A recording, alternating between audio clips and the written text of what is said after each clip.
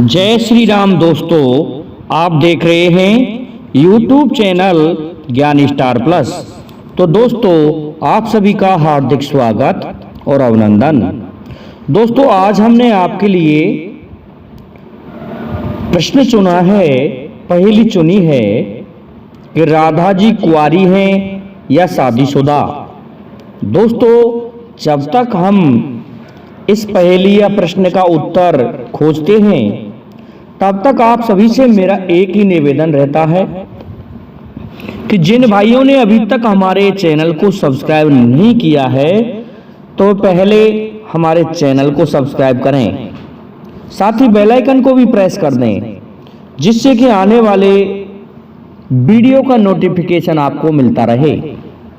तो दोस्तों, आप सभी को पता है, हम कोई ना कोई कथा प्रसंग लेकर के ही आपको ये रहस्य सुलझाएंगे। तो दोस्तों, आते हैं मूल प्रसंग पर। दोस्तों, ये कथा प्रामाणिक है और गर्ग संहिता से ली गई है। भगवान श्री कृष्ण के गुरु गार्गाचार्य जी ने ये प्रसंग लिखा है। दोस्तों, क्या होता है कि एक बार राधा जी पधारी हुई थी और बाबा नंद अपने गोद में छोटे से कन्हैया को लेकर के गाय चराने गए हुए थे कि वहां पर राधा जी आ गईं। राधा जी को भगवान श्री कृष्ण को सौंप करके नंद बाबा आगे बढ़ गए कि मैं मेरी गायों को लौटा के ले आता हूं, तब तक तुम ये लल्ला है, इसको तुम डांट लो, पकड़ लो। तो दोस्तों, ये भांडीर वन की बात है। उसी समय क्या होता है, जैसे ही नंद बाबा आगे बढ़ गए और राधा जी की गोद में भगवान कृष्ण को दे गए। दोस्तों, राधा जी भगवान कृष्ण से आयु में बहुत बड़ी थी, इस कारण से उस समय भगवान कृष्ण छोटे ही स्वरूप में थे।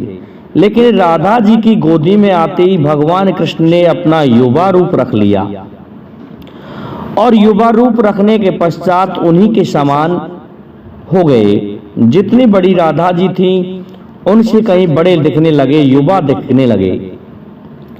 उसी समय वहां पर ब्रह्मा जी प्रकट हो जाते हैं और ब्रह्मा जी ने प्रणाम किया राधा और भगवान श्री कृष्ण को और कहने लगे ब्रह्मा जी कि ऐसा है,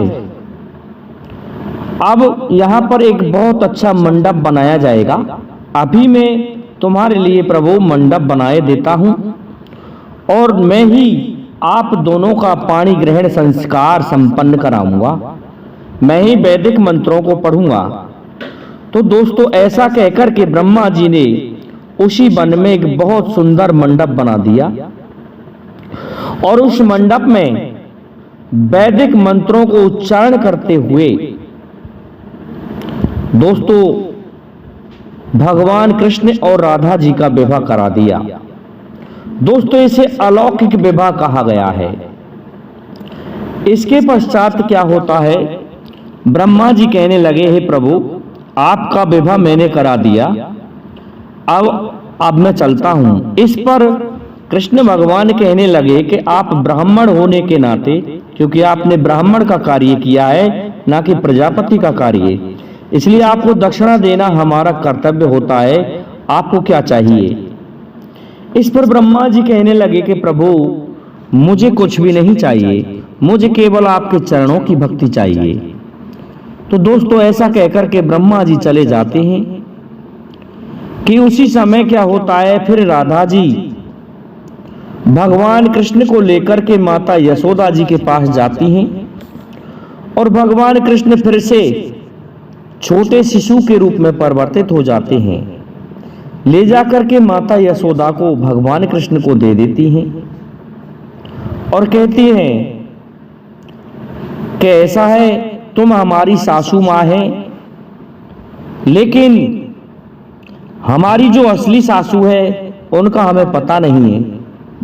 इस बात को सुन के माँ यशोदा सोचती हैं कि ये लल्ली मजाक कर रही है, निश्चित ही, क्योंकि ये लड़की, ये जो राधा है, ये तो जवान अवस्था में है और मेरा कन्हैया शिशु अवस्था में है। भला ये मजाक ही तो कर रही है, परंतु कोई बात नहीं है। फिर भी कहती है, ऐसा है राधा जी, ये जो लल्ला है ये मुझे नहीं पता किनका पुत्र है, लेकिन मैंने सुना है कि ये स्वयं मेरा पुत्र है। कुछ एक लोग कहते हैं कि वसुदेव देवकी जी का पुत्र है, इसलिए तुम्हारी असली सासू माँ तो देवकी जी ही होंगी, ऐसा कह देती हैं माँ यशोदा। दोस्तों, ये कथा आपको गर्ग संहिता में मिल जाएगी। क्या होता है, ऐसा करने के पश्चात राधा जी पुनः वापस आ जाती हैं। दोस्तों, राधा जी का जो संबंध है केवल एक प्रेम का प्रतीक है। भगवान कृष्ण और राधा जी में दैहिक कोई भी संबंध नहीं है, केवल उनका आध्यात्मिक या प्रतीकात्मक संबंध था।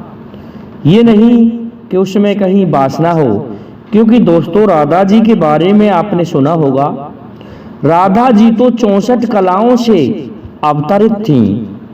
ये समझो भगवान की संपूर्ण कलाओं में से 64 कलाएं आ गई हों और भगवान श्री कृष्ण 16 कला से ही थे, तो संपूर्ण 100 कलाओं में से 64 कलाओं से जो अवतरित थी वो क्या भगवान से कम थी? वो स्वयं भगवान श्री कृष्ण का ही स्वरूप थी।